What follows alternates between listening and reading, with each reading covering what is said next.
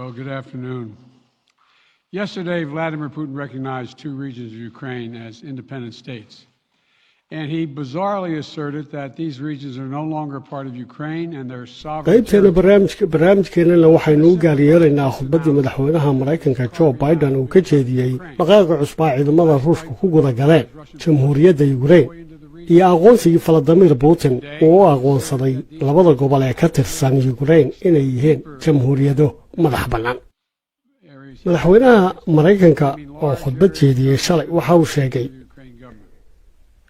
waxa uu soo hadal qaaday khudbaddii madaxweyne Putin uu ka jeediyey saxiixii uu saxiixayay in jamhuuriyadaha Luhansk iyo Donbass ay yihiin jamhuuriyado dawlada ah oo madax bannaan. madaxweynaha Mareykanku waxa uu sheegay inuu aad ula yaabay markii uu maqlay Putin oo sheegaya in labada gobol aanay mar dambe noqon doonin dhul ka mid ah Ukraine. Biden waxa uu yiri Vladimir Putin wuxuu sameeyay mid taa ka sii daran wuxuu u ogolaaday ciidamada dalkiisu inay gudaha u galaan Ukraine oo ay labada gobolna isku ballaariyaan waxaana uu ku tala jiraa buu yiri inuu awoodiisa ama cudud ku qabsado dhul kale oo ay Ukraine leedahay oo gobolada ka baxsan. markii aan khudbadiisa si fudud u dhaxay buu leeyahay maalintii shalay waxa ay xaqiiqdooday buu yiri in dhacdadan ama talaabadan uu haatan qaaday ay tahay mid bilowa isla markaana uu ku tala jiro inuu isku ballaariyo ama qabsado guud ahaan Ukraine haddii ay soo gasho waxaana uu arkaa buu yiri tani dhacdo bilowa waxaana uu ka dalbaday buu yiri golihiisa baarlamaanka ee aqalka Duuma inay si degdeg ah u aqoonsadaan labada jamhuuriyadood. annagu haddii aanu nahay buu yiri dowladda Mareykanka tallaabooyinka Ruushka iyo Putin ka bacdi waxaa waajib nagu noqotay inaanu qaadno tallaabooyin kale oo ka dhana oo cunaqabatayn dhaqaale ah oo ka adag kuwii aanu samaynay 2014. haddii ay Ruushku sii wadaan buu yiri go'doomintooda iyo dagaalkooda ay ku sii wadaan Ukraine oo ay intaa ka badan ku sii wadaana annaguna hore ayaanu u sii socon doonaa oo waxaanu qaadi doonaa tallaabooyinka adag kuwaanu haatan qaadnay ee dhanka cunaqabataynta dhaqaale. warayuu isu haystaa buu yiri Putin marka uu ku dhawaaqayo ee uu sheegayo in dhul ka mid ah wadamo la darisay isagii ay yihiin wadamo madax bannaan muxuu u dhaafayaa oo uga tegayaa buu yiri xeerarka caalamiga arrintaasi waa arrin lama huraan ku ah buu yiri beesha caalamku inay qaado tallaabooyin ka dhana oo degdega. annagu dhankayga Mareykanka annagoo kaashanayna xulafadayada reer Yurub iyo gaashaanbuurta NATO iyo waliba caalamka intiisa kale waxaanu bilownay inaanu qaadno tallaabooyin si aanu jawaab uga dhigno wixii uu ku dhawaaqay iyo falkii uu sameeyay Vladimir Putin. bil ka hor bay ahayd buu yiri markii aan si toos ah annagoo daawanayna oo weji ka weji isu hor fadhina aan ugu sheegay Putin in haddii uu dhaqaaq sameeyo dhankayagana aanu dhaqaaqi doono. maanta waxaan ku dhawaaqayaa buu yiri cunaqabatayntii ugu horreysay ee arrinta la xidhiidha ee la saarayo Ruushka annagoo taa jawaab uga dhigayna wixii uu sameeyay shalayto. 4 qaybood oo cunaqabatayn oo kala duwan ayaanu haatan bilownay. 2 ka mid ah waxay khuseeyaan 2 hay'adood oo dhanka maaliyadda oo dalka Ruushku leeyahay waana hay'adda maaliyadeed ee Ruushka ee VEB iyo waliba bangiga dhanka militariga ee dalka Ruushka waxaana aanu qaatacad ama go'doon ku samayn doonaa buu yiri hay'adaha maaliyadeed ee Ruushka ee ka howlgala gudaha wadamada reer galbeedka lagamana yaabo buu yiri maanta ka bacdi in dhaqaale ururin iyo kaalmooyin hay'adaha Ruushka galbeedka degan ay uga sameeyaan halkan oo ku taakuleeyaan dawladda ama dalkaas Ruushka kuma ganacsan doonaan deymihii ay ka heli jireen dhinaca dalalka reer galbeedka. waxaanu kaloo cunaqabataynta saari doonaa buu yiri tirada yar ee ku bahawday ama iska kaashanaysa talada go'aanka siyaasadeed ee dalka Ruushka ee aqalka Kremlin iyo waliba qoysaskooda. waa lama horeen buu yiri kuwa nooca talaabada qaadaya in ay sidoo kale dhadhamiyaan dhibaatada ay leedahay falalka ama go'aamadooda siyaasadeed. dalka Jarmalka waxaanu ku wada heshiinay buu yiri haddaan nahay Mareykanka in mashruucii Nord Stream 2 uu istaago oo aanu shaqaynin sidii ay Jarmalku hore u ballan qaaday. tallaabada labaad ee aanu qaadi doono ayaa ka sii adkaan doonta oo ay dhibaato badan kala kulmi doonaan Ruushku haddii ay sii wadaan buu yiri duulaankooda iyo dalqabsigooda ku aadan dhanka Ukraine. waxaanaanu sii wadi doonaa taageerada lama huraanka ee aanu siino jamhuuriyadda yukrain iyo militarigeeda maraykanka oo kaashanaya xulafadiisa iyo gaashaanbuurtiisa neeto sidoo kale buu yidhi dowladda ruushku waxay diiday in ciidamadeeda kala baxdo jamhuuriyadda belaruusiya si aanu taa uga jawaabno waxaannu sii ballaarin doonaa joogitaankayaga ciidan ee aannu ku leenahay jamhuuriyadaha boltiga sida latfiya estoniya iyo litwaniya jamhuuriyadaha oo ah kuwa deriska la'ah dalka ruushka iyo weliba jamhuuriyadda belaruusiya waana inay idiin caddahay buu weli in dhaqdhaqaaqa yagan militari uu yahay mid difaac ah niyaddana aanaan ku hayn inaan la dagaalanno dalka ruushka laakiin waa inaannu caddaynaa oo u dirnaa farriin muujinaysaa in maraykanka oo kaashanaya xulafadiisa gaashaanbuurta neto ay difaaci doonaan bagcad kasta oo ka mid a dhulka waddammada ku jira ama xubnaha ka ah gaashaanbuurta neto sababtoo ah waxaannu u hoggaansamaynaa heshiisyadii iyo ballanqaadadii aannu ku gallay gaashaanbuurta neto waxaana laga yaabaa buuli ruushku inay sii wadaan oo sii aadaan meel ka fog halka ay maanta joogaan ee gardarrada iyo xadgudubka yukrain ka mid a sida uu hadalkiisa u dhigay xuduudaha ruushka waxaa weli jooga buudhi oo ku soo urursan ilaa 150,000 iyo ka badan oo askari oo ruusha iyadoo ciidamada ruushku sida aan sheegay buudhi ay dhankan waqooyina ka xigaan yukrain oo ay ku sugan yihiin belaruus diyaarna u yihiin inay halkaa kaga xadgudbaan halkaasoo ay joogaan buudhi ciidamo ruusha oo wata diyaaradaha dagaalka iyo saanada difaaca ciidamada badda ee ruushkana waynu ognahay buu yidhi inay dhoolatusyo joogtaa ka wadaan xeebaha badda madoobey ay yukrain leedahay oo ay soo dhoobeen hub fara badan oo ay ciidamadooda baddu leeyihiin sida gudisyada dagaalka iyo maraakiibta waaweyn ee gantaalaha xambaarta madaxweynaha maraykanka joe biden waxa uu sheegay in dhammaan tallaabooyinka ay qaadayaan ruushku iyo go'aamada ay gaadhayaan golaha amniga ee waddankaasi sida inay gobollo ka mida yukrain ku magacaabaan jamhuuriyado inay taasi ka dhigan tahay buu idhi tallaabooyin xadgudub ah oo ka dhana qawaaniinta caalamigaa waxaana aynu wada ognahay in madaxweyne putin uu golihiisa baarlamaanka ka helay idan u oggolaanayaa in ciidamada ruushku uu adeegsan karo dagaallo ka baxsan xuduudaha waddanka taasina waxay qayb ka noqon doontaa buu idhi gardarrooyinka iyo daandaansiga ay raashiya wado ee suuragalka ka dhigaya inay duulimaadkeeda dibadda ay sii waddo cidina annaga nama khiyaamayn karta buu idhi annaguna ma doonayno inaannu cid khiyaamayno xaqiiqadu waa iska caddahay haddii ay ruushku sii wadaan gardarrada ay ku hayaan yukrainna dhibaatada ka timaada waxaa dusha u ridan doona mas-uuliyaddeeda raashiya oo keliya annaguna waxaannu adeegsan doonaa buu idhi fursad kasta ama wax kasta oo noo suuragala si aannu uga jawaabno oo uga hortagno gardarradiisa intaa ka bacdi madaxweynaha maraykanku waxa uu sii faahfaahiyey noocyada cunaqabataynta ay isku dayayaan inay saaraan dalka ruushka isagoo si gaara u bartilmaameysaday dhinaca tamarta ama shidaalka biden waxa uu yidhi waxaannu isku dayaynaa in cunaqabataynta aanu saarnay raashiya aanay noqon mid nagu samayso falcelin ama saamayn nagu yeelata dhaqaalahayaga iyo dhaqaalaha saaxiibadayada iyo xulafadayada waxaannu isku dayaynaa buu yidhi in cunaqabatayntaasi noqoto waxaanaannu ku dadaalaynaa in cunaqabataynta aannu saarayna ruushku ay noqoto mid waxyeelaysa oo keliya hantida dhaqaalaha dalka ruushka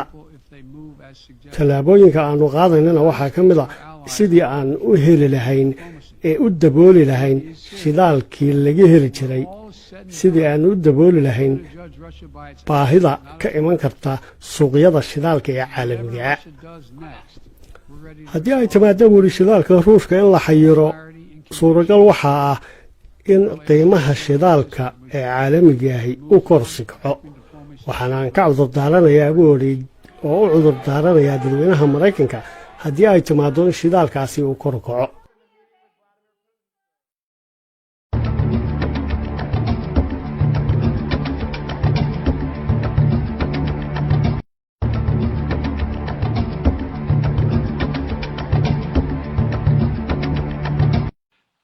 Well, good afternoon.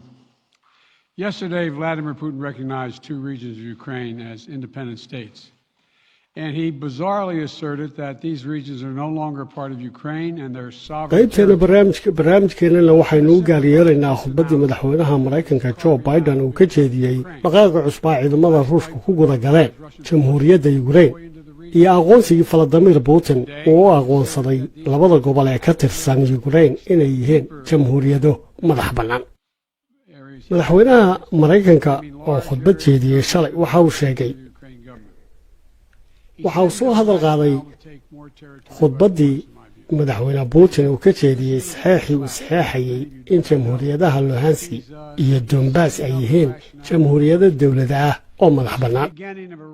madaxweynaha maraykanku waxa uu sheegay inuu aad ula yaabay markii uu maqlay Putin oo sheegaya in labada gobol aanay mar dambe noqon doonin dhul ka mid ah Ukraine. Biden waxa uu yiri Vladimir Putin wuxuu sameeyay mid taa ka sii daran, wuxuu u ogolaaday ciidamada dalkiisu inay gudaha u galaan Ukraine oo ay labada gobolna isku ballaariyaan. waxaana uu ku tala jiraa buu yiri inuu awoodiisa ama cudud ku qabsado dhul kale oo ay Ukraine leedahay oo gobolada ka baxsan. markii aan khudbadiisa si fudud u dhaxay buu leeyahay maalintii shalay waxa ay xaqiiqdooday buu in dhacdadan ama talaabadan uu haatan qaaday ay tahay mid bilowa isla markaana uu ku tala jiro inuu isku ballaariyo ama qabsado guud ahaan Ukraine haddii ay soo gasho. waxaana uu arkaa buu tani dhacdo bilowa waxaana uu ka dalbaday buu golihiisa baarlamaanka ee aqalka Duuma inay si degdeg ah u aqoonsadaan labada jamhuuriyadood. annagu haddii aanu nahay buu dowladda Maraykanka tallaabooyinka Ruushka iyo Putin ka bacdi waxa waajib nagu noqotay inaanu qaadno tallaabooyin kale oo ka dhana oo cunaqabatayn dhaqaale ah oo ka adag kuwii aanu samaynay 2014. haddii ay Ruushku sii wadaan buu go'doomintooda iyo dagaalkooda ay ku sii wadaan Ukraine oo ay intaa ka badan ku sii wadaana annaguna hore ayaanu u sii socon doonaa oo waxaanu qaadi doonaa tallaabooyin ka adag kuwaanu haatan qaadnay ee dhanka cunaqabataynta dhaqaale. warayuu isu haystaa buu Putin marka uu ku dhawaaqayo ee uu sheegayo in dhul ka mid ah wadamo la darisay isagii ay yihiin wadamo madax bannaan. muxuu u dhaafayaa oo uga tegayaa buu xeerarka caalamiga arrintaasi waa arrin lama huraan ku abuuray beesha caalamku inay qaado tallaabooyin ka dhana oo degdega. annagu dhankayga Maraykanka annagoo kaashanayna xulafadayada reer Yurub iyo gaashaanbuurta NATO iyo weliba caalamka intiisa kale waxaanu bilownay inaanu qaadno tallaabooyin si aanu jawaab uga dhigno wixii uu ku dhawaaqay iyo falkii uu sameeyay Vladimir Putin.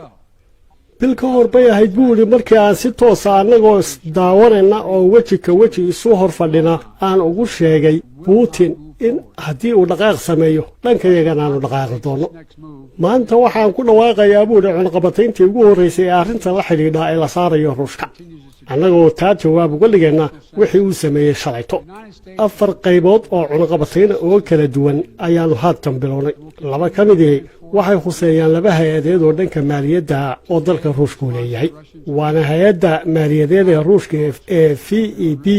iyo weliba bangiga dhanka militariga ee dalka Ruushka. waxaana aanu qaatacad ama go'doon ku samayn doonaa buu hay'adaha maaliyadeed ee Ruushka ee ka howlgala gudaha wadamada reer galbeedka lagamana yaabo buu maanta ka bacdi in dhaqaale ururin iyo kaalmooyin hay'adaha Ruushka galbeedka degan ay uga sameeyaan halkan oo ku taakuleeyaan dawladda ama dalkaas Ruushka. kumana ganacsan doonaan deymaha ay ka heli jireen dhinaca dalalka reer galbeedka. waxaanu kaloo cunaqabataynta saari doonaa buu tirada yar ee ku bahawday ama iska kaashanaysa talada go'aanka siyaasadeed ee dalka Ruushka ee aqalka Kremlin iyo weliba qoysaskooda. waa lama horeen buu kuwa nooca tallaabada qaadaya in ay sidoo kale dhadhamiyaan dhibaatada ay leedahay falalka ama go'aamadooda siyaasadeed. dalka Jarmalka waxaanu ku wada heshinay buu haddaanu nahay Maraykanka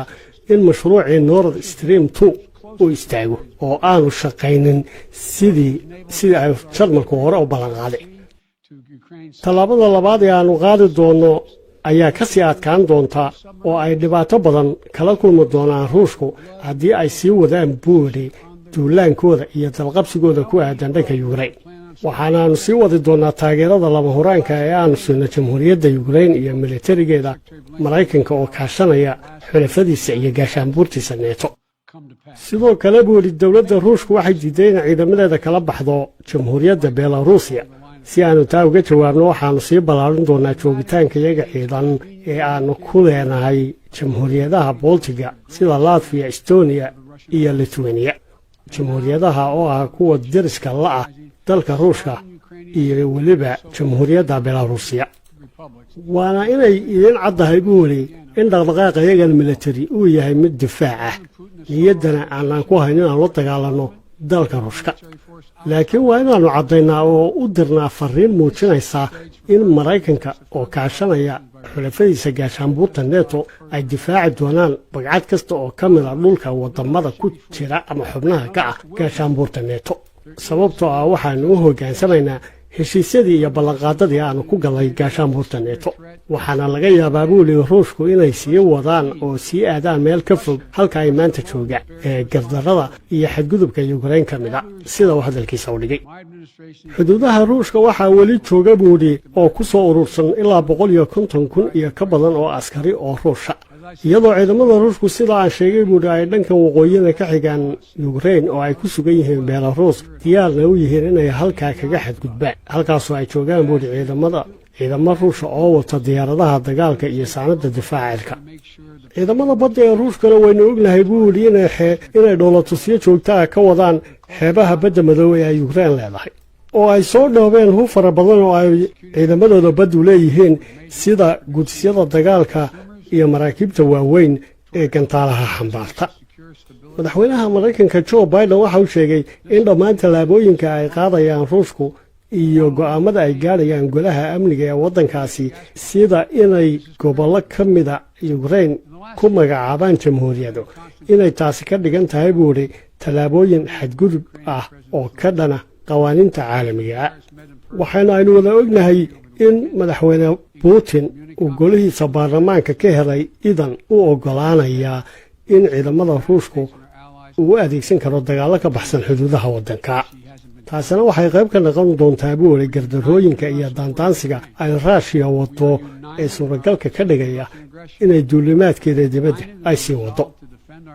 cidina annaga nama khiyaamayn karta buu yidhi annaguna ma doonayno inaannu cid khiyaamayno xaqiiqadu waa iska caddahay haddii ay ruushku sii wadaan gardarrada ay ku hayaan yukrainna dhibaatada ka timaada waxaa dusha u ridan doona mas-uuliyaddeeda raashiya oo keliya annaguna waxaannu adeegsan doonaa buu yidhi fursad kasta ama wax kasta oo noo suuragala si aannu uga jawaabno oo uga hortagno gardarradiisa intaa ka bacdi madaxweynaha maraykanku waxa uu sii faahfaahiyey noocyada cunaqabataynta ay isku dayayaan inay saaraan dalka ruushka isagoo si gaara u bartilmaameysaday dhinaca tamarta ama shidaalka biden waxa uu yidhi waxaannu isku dayaynaa in cunaqabataynta aanu saarnay raashiya aanay noqon mid nagu samayso falcelin ama saamayn nagu yeelata dhaqaalahayaga iyo dhaqaalaha saaxiibadayada iyo xulafadayada waxaannu isku dayaynaa buu yidhi in cunaqabatayntaasi noqoto waxaanaannu ku dadaalaynaa in cunaqabataynta aanu saarayna ruushku ay noqoto mid waxyeelaysa oo keliya hantida dhaqaalaha dalka ruushka tallaabooyinka aannu qaadaynana waxaa ka mid a sidii aan u heli lahayn ee u dabooli lahayn shidaalkii laga heli jiray sidii aan u dabooli lahayn baahida ka iman karta suuqyada shidaalka ee caalamigaa haddii ay timaado buuhi shidaalka ruushka in la xayiro suuragal waxaa ah in qiimaha shidaalka ee caalamigaahi u korsi kaco waxaanaan ka cudurdaaranayaa buu odhi oo u cudurdaaranayaa dadweynaha maraykanka haddii ay timaado in shidaalkaasi uu kor kaco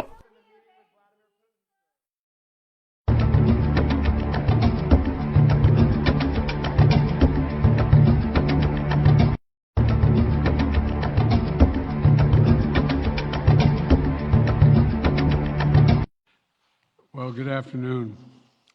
Yesterday, Vladimir Putin recognized two regions of Ukraine as independent states. And he bizarrely asserted that these regions are no longer part of Ukraine and their sovereign qaybteena barnaamijkeenana waxaynu u gaaryeelaynaa khudbaddii madaxweynaha maraykanka joe biden uu ka jeediyey dhaqaaqa cusbaa ciidamada ruushka ku guda galeen jamhuuriyadda yukrain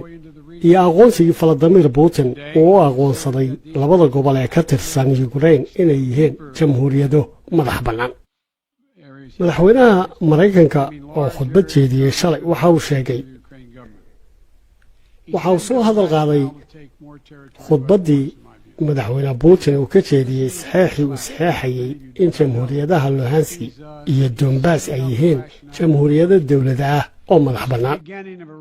madaxweynaha Mareykanku waxa uu sheegay inuu aad ula yaabay markii uu maqlay Putin oo sheegaya in labada gobol aanay mar dambe noqon doonin dhul ka mid ah Ukraine Biden waxa uu yiri Vladimir Putin wuxuu sameeyay mid taa ka sii daran wuxuu u ogolaaday ciidamada dalkiisu inay gudaha u galaan Ukraine oo ay labada gobolna isku ballaariyaan waxaana uu ku tala jiraa buu yiri inuu awoodiisa ama cudud ku qabsado dhul kale oo ay Ukraine leedahay oo gobolada ka baxsan markii aan khudbadiisa si fudud u dhuuxay buu leeyahay maalintii shalay waxa ay xaqiiqdooday buu in dhacdadan ama talaabadan uu haatan qaaday ay tahay mid bilowa isla markaana uu ku tala jiro inuu isku ballaariyo ama qabsado guud ahaan Ukraine haddii ay soo gasho waxaana aanu arkaa buu tani dhacdo bilowa waxaana uu ka dalbaday buu golihiisa baarlamaanka ee aqalka Duuma inay si degdeg ah u aqoonsadaan labada jamhuuriyadood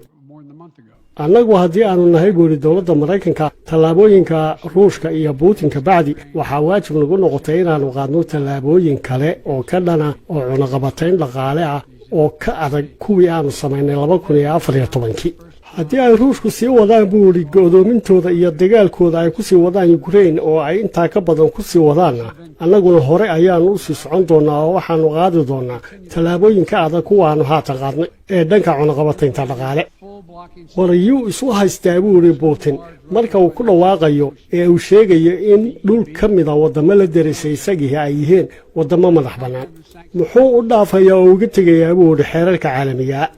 arrintaasi waa arrin lama huraan ku abuuray beesha caalamku inay qaado tallaabooyin ka dhana oo degdega annagu dhankayga Mareykanka annagoo kaashanayna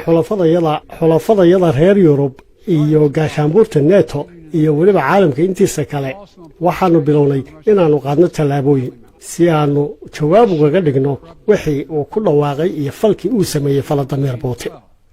bil ka hor bay ahayd buu markii aan si toos ah annagoo daawanayna oo weji ka weji isu hor fadhina aan ugu sheegay Putin in haddii uu dhaqaaq sameeyo dhankayagana aanu dhaqaaqi doono maanta waxaan ku dhawaaqayaa buu cunaqabatayntii ugu horreysay ee arrinta la xidhiidha ee la saarayo Ruushka annagoo taa jawaab uga dhigayna wixii uu sameeyay shalayto 4 qaybood oo cunaqabatayn oo kala duwan ayaanu haatan bilownay laba ka mid ah waxay khuseeyaan laba hay'adeed oo dhanka maaliyadda oo dalka Ruushku leeyahay waana hay'adda maaliyadeed ee Ruushka ee FEB iyo waliba bangiga dhanka militariga ee dalka Ruushka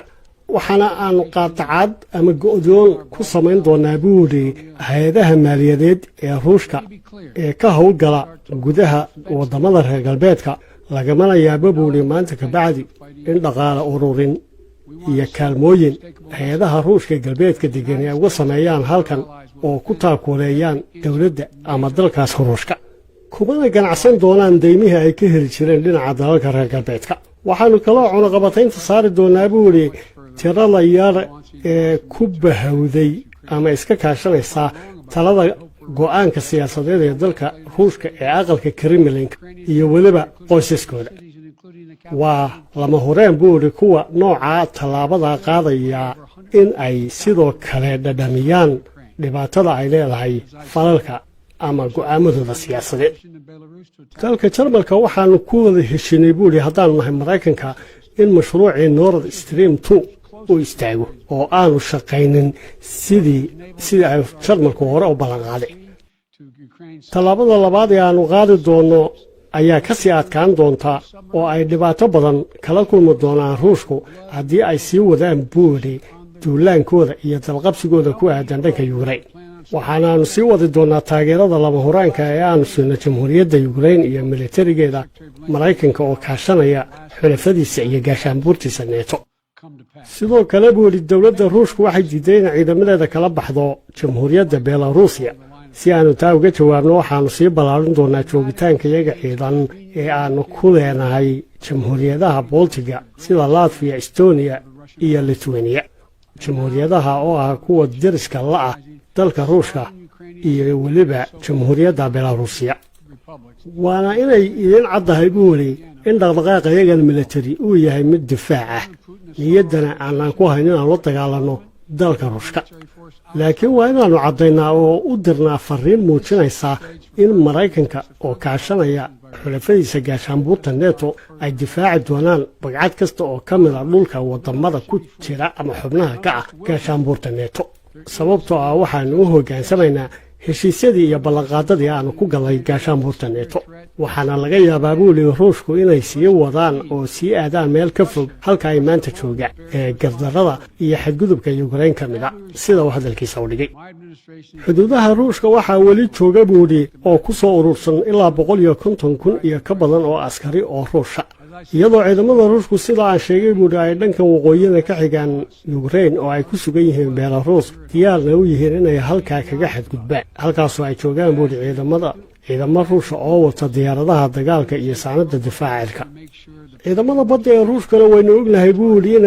inay dhowlatusyo joogtaa ka wadaan xeebaha badda madow ee ay yukrain leedahay oo ay soo dhoobeen hub fara badan oo ay ciidamadooda baddu leeyihiin sida gudisyada dagaalka iyo maraakiibta waaweyn ee gantaalaha xambaarta madaxweynaha maraykanka joe biden waxa uu sheegay in dhammaan tallaabooyinka ay qaadayaan ruushku iyo go'aamada ay gaadhayaan golaha amniga ee waddankaasi sida inay gobollo ka mida yukrain ku magacaabaan jamhuuriyado inay taasi ka dhigan tahay buu idhi tallaabooyin xadgudub ah oo ka dhana qawaaniinta caalamiga waxaana aynu wada ognahay in madaxweyne putin uu golihiisa baarlamaanka ka helay idan u oggolaanayaa in ciidamada ruushku uu u adeegsan karo dagaallo ka baxsan xuduudaha waddanka taasina waxay qayb ka noqon doontaa buu idhi gardarrooyinka iyo daandaansiga ay raashiya wado ee suuragalka ka dhigaya inay duulimaadkeeda dibadda ay sii waddo cidina annaga nama khiyaamayn karta buu idhi annaguna ma doonayno inaannu cid khiyaamayno xaqiiqadu waa iska caddahay haddii ay ruushku sii wadaan gardarrada ay ku hayaan yukrainna dhibaatada ka timaada waxaa dusha u ridan doona mas-uuliyaddeeda raashiya oo keliya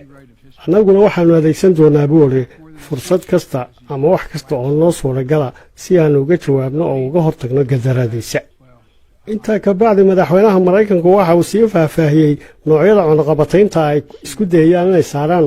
dalka ruushka isagoo si gaara u bartilmaameysaday dhinaca tamarta ama shidaalka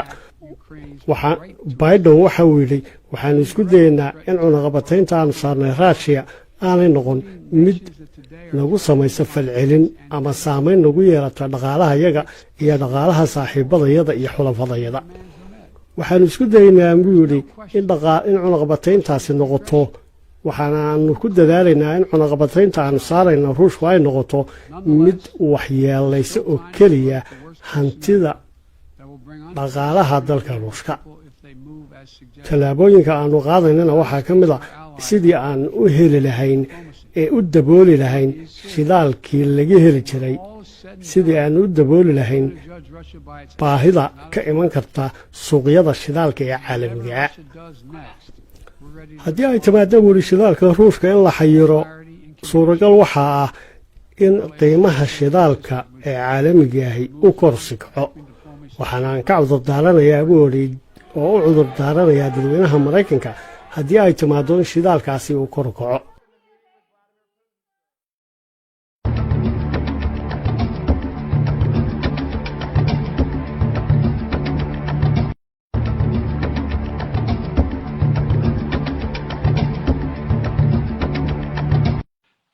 Well, good afternoon. Yesterday, Vladimir Putin recognized two regions of Ukraine as independent states. And he bizarrely asserted that these regions are no longer part of Ukraine and their sovereign qaybteena barnaamijkeennana waxaynu u gaaryeelaynaa khudbaddii madaxweynaha maraykanka joe biden uu ka jeediyey dhaqaaqa cusbaa ciidamada ruushka ku guda galeen jamhuuriyadda yukrain iyo aqoonsigii valadimir putin uu u aqoonsaday labada gobol ee ka tirsan yukrain inay yihiin jamhuuriyado madax bannaan madaxweynaha maraykanka oo khudbad jeediyey shalay waxa uu sheegay waxa uu soo hadal qaaday khudbaddii madaxweyne putin uu ka jeediyey saxeexii uu saxeexayey in jamhuuriyadaha luhanski iyo donbass ay yihiin jamhuuriyado dowlada ah oo madax bannaan madaxweynaha maraykanku waxa uu sheegay inuu aad ula yaabay markii uu maqlay putin oo sheegaya in labadaa gobol aanay mar dambe noqon doonin dhul ka mida yukrain بايدن waxa uu yiri Vladimir Putin wuxuu sameeyay mid taa ka sii daran wuxuu u ogolaaday ciidamada dalkiisu inay gudaha u galaan Ukraine oo ay labada gobolna isku balaariyaan waxana uu ku tala jiraa buu yiri inuu awoodiisa ama cudud ku qabsado dhul kale oo ay Ukraine leedahay oo gobolada ka baxsan markaan khudbadiisa si fudud u dhaxay buu leeyahay maalintii shalay waxa ay xaqiiqdooday buu in dhacdadan ama talaabadan uu haatan qaaday ay tahay mid bilawa isla markaana uu ku tala jiro inuu isku ballaariyo ama qabsado guud ahaan Ukraine haddii ay soo gasho waxaana uu arkaa buu tani dhacdo bilawa waxaana uu ka dalbaday buu golihiisa baarlamaanka ee aqalka Duuma inay si degdeg ah u aqoonsadaan labada jamhuuriyadood annagu haddii aanu nahay buu dowladda Mareykanka talaabooyinka Ruushka iyo Putin ka bacdi waxa waajib nagu noqotay inaanu qaadno talaabooyin kale oo ka dhana oo cunaqabatayn dhaqaale ah oo ka adag kuwii aanu sameynay 2014 haddii ay Ruushku sii wadaan buu go'doomintooda iyo dagaalkooda ay ku sii wadaan Ukraine oo ay inta ka badan ku sii wadaan annaguna hore ayaanu u sii socon doonaa oo waxaanu qaadi doonaa talaabooyinka adag kuwaanu haatan qaadnay ee dhanka cunaqabataynta dhaqaale warayuu isu haystaa buu Putin marka uu ku dhawaaqayo ee uu sheegayo in dhul ka mid ah wadamo la darisay isagii ay yihiin wadamo madax bannaan muxuu u dhaafayaa oo uga tegayaa buu xeerarka caalamiga arrintaasi waa arrin lama huraan ku abuuray beesha caalamku inay qaado talaabooyin ka dhana oo degdega annagu dhankayga Mareykanka annagoo kaashanayna xulafadayada reer Yurub iyo gaashaanbuurta NATO iyo waliba caalamka intiisa kale waxaanu bilownay inaanu qaadno talaabooyin si aanu jawaab uga dhigno wixii uu ku dhawaaqay iyo falkii uu sameeyay Vladimir Putin bil ka hor bay ahayd buu markii aan si toos ah annagoo daawanayna oo weji ka weji isu hor fadhina aan ugu sheegay Putin in haddii uu dhaqaaq sameeyo dhankayagana aanu dhaqaaqi doono maanta waxaan ku dhawaaqayaa buu cunaqabatayntii ugu horeysay ee arrinta la xidhiidha ee la saarayo Ruushka annagoo taa jawaab uga dhigayna wixii uu sameeyay shalayto 4 qaybood oo cunaqabatayn oo kala duwan ayaanu haatan bilownay laba ka mid ah waxay khuseeyaan laba hay'adeed oo dhanka maaliyadda oo dalka Ruushku leeyahay waana hay'adda maaliyadeed ee Ruushka ee FEB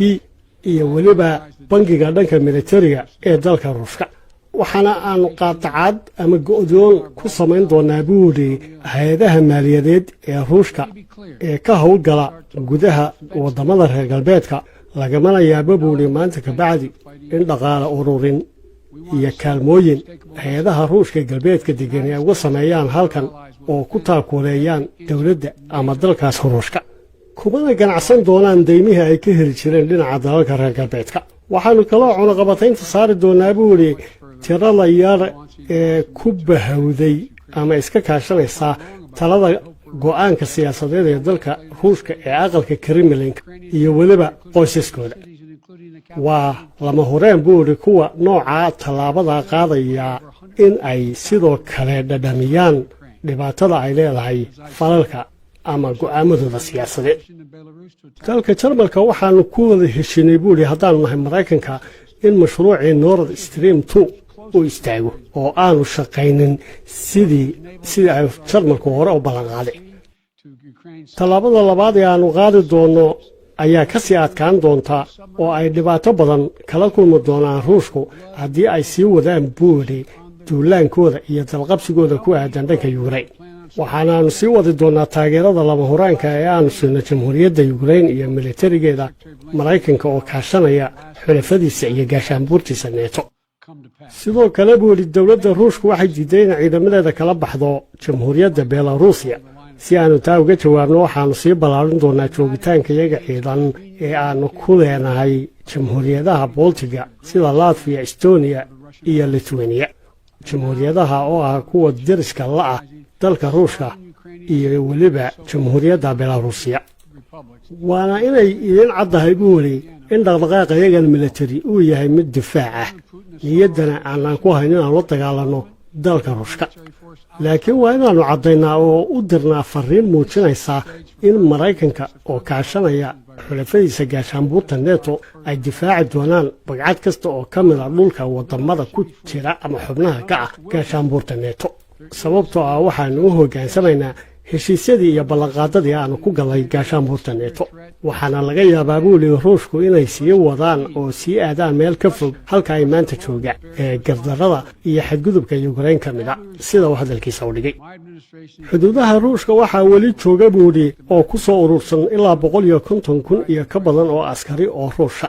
iyadoo ciidamada ruushku sida aan sheegay buu yidhi ay dhankan waqooyida ka xigaan yukrain oo ay ku sugan yihiin belarus diyaarna u yihiin inay halkaa kaga xadgudbaan halkaasoo ay joogaan buu yidhi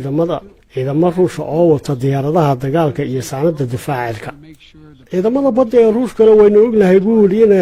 inay dhoolatusyo joogtaa ka wadaan xeebaha badda madoobey ee yukrain leedahay oo ay soo dhoobeen hub fara badan oo ay ciidamadooda baddu leeyihiin sida gudisyada dagaalka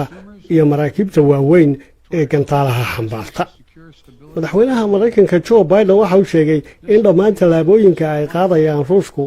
iyo go'aamada ay gaarayaan golaha amniga ee waddankaasi sida inay gobollo ka mida Ukraine ku magacaabaan jamhuuriyado inay taasi ka dhigan tahay buu yidhi tallaabooyin xadgudub ah oo ka dhana qawaaniinta caalamiga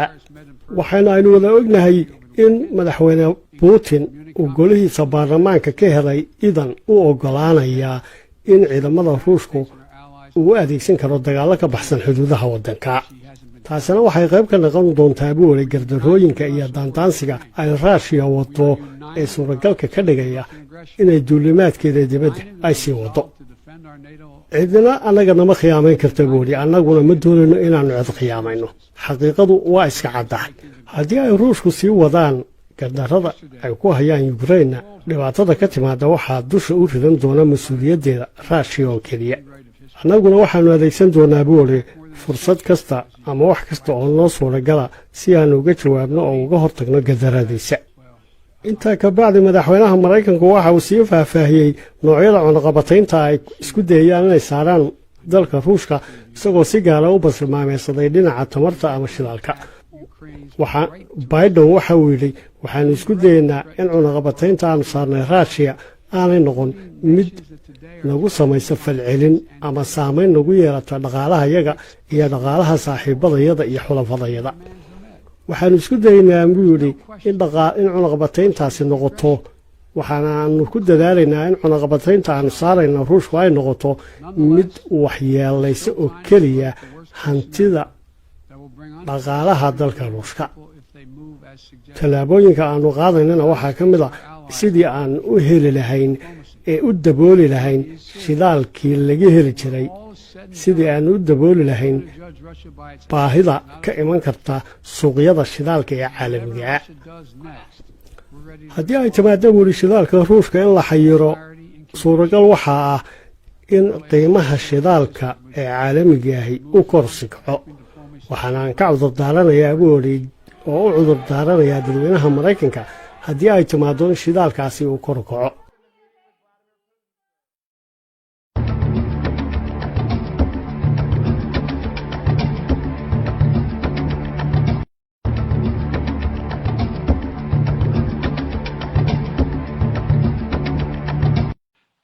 Well, good afternoon. Yesterday, Vladimir Putin recognized two regions of Ukraine as independent states. And he bizarrely asserted that these regions are no longer part of Ukraine and their sovereign. qaybteena barnaamijkeennana waxaynu u gaaryeelaynaa khudbaddii madaxweynaha maraykanka Joe Biden uu ka jeediyey dhaqaaqa cusbaa ciidamada ruushka ku guda galeen jamhuuriyadda Ukraine iyo aqoonsigii Vladimir Putin uu u aqoonsaday labada gobol ee ka tirsan Ukraine inay yihiin jamhuuriyado madax bannaan madaxweynaha maraykanka oo khudbad jeediyey shalay waxa uu sheegay waxa uu soo hadal qaaday khudbaddii madaxweyne Putin uu ka jeediyey saxiixii uu saxeexayey in jamhuuriyadaha Luhansk iyo Donbass ay yihiin jamhuuriyado dowlad ah oo madax bannaan madaxweynaha maraykanku waxa uu sheegay inuu aad ula yaabay markii uu maqlay Putin oo sheegaya in labada gobol aanay mar dambe